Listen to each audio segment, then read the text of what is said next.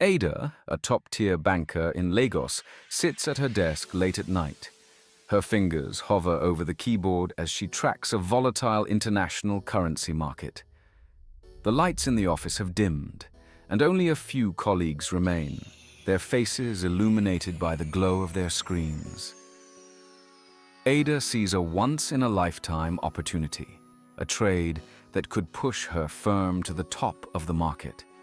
She hesitates for a moment. The stakes are massive.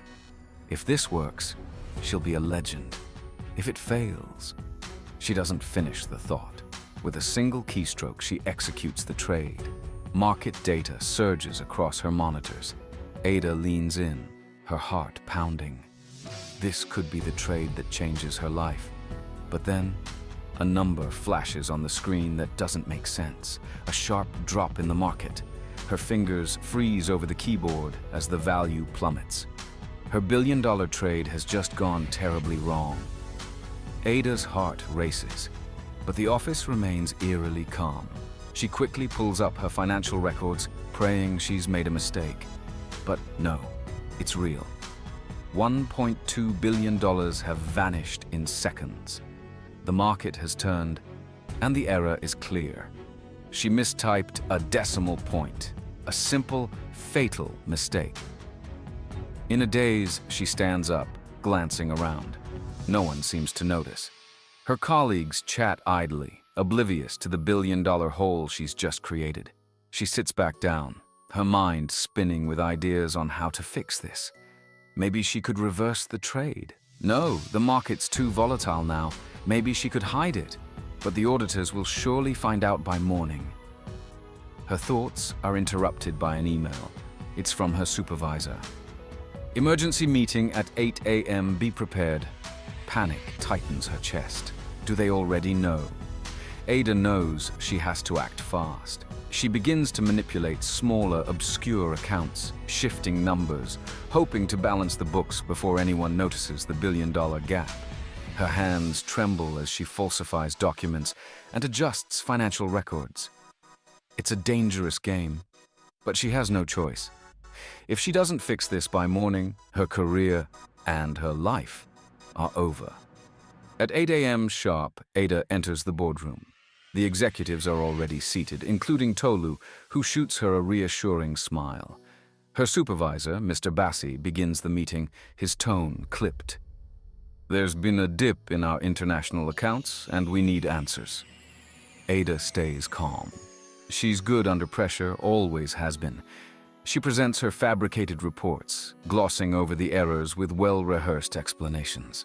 The board members nod slowly, seemingly convinced. But then, Tolu interrupts. Hold on, something isn't right. Ada's stomach drops. He's holding a document she hadn't touched. I was running my own analysis and this doesn't add up. Ada's breath catches in her throat. Mr. Bassi frowns and turns to her. Ada, can you explain this? Time stops. Her mind races. She stands at a crossroads. Confess or dig herself deeper? I'll have to look into that, Ada says, her voice steady. I'll need some time. Mr. Bassi nods, but suspicion lingers in the room. Tolu gives her a sharp look but says nothing. The tension is unbearable. The meeting ends, and Ada feels a wave of temporary relief.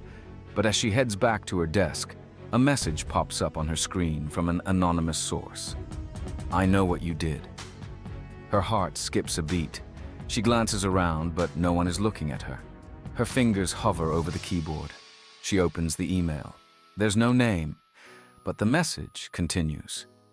Meet me at the parking garage in 20 minutes. If you don't, I'll leak everything. Fear washes over her. Who could know? Tolu? No, he couldn't. Mr. Bassi? Maybe someone from the audit team? Ada has no choice. She grabs her bag and heads for the garage, nerves racked with tension. In the dark, empty parking lot, she sees a figure leaning against a car. Her heart races as she approaches. It's not who she expected. It's Tolu. I didn't want to do this, Ada, he says, stepping forward. But I had no choice. Ada's mind races. What are you talking about? I saw the mistake. I knew you were trying to cover it up. I wanted to help you, but then I realized this is my chance. Tolu continues, his voice cold. You see, I've been waiting for an opportunity like this. I've been in your shadow for years, Ada. But now, I'm going to take your place. I've already sent the evidence to the board. By tomorrow morning, you'll be out of a job, maybe even in jail. Ada's blood runs cold. Tolu was the last person she expected. Desperation claws at her. She tries to reason with him, but it's too late. He's already won. You could have asked for my help, Ada whispers. We could have fixed this together. Tolu's smile is chilling. I'm done being second place.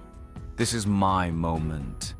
As Ada watches him drive away, she realizes the cruel irony. She spent the whole night trying to cover up her mistake, only to be outplayed by the one person she thought she could trust. The next day, Ada's worst fears come true. The firm announces her resignation amidst scandal. Tolu takes her place, rising to fame as the man who exposed the truth. Ada is left in the shadows, her career and reputation in ruins. But as she walks away from the office for the last time, she opens her phone and sends a single text. I know what you did too. There's always a way back.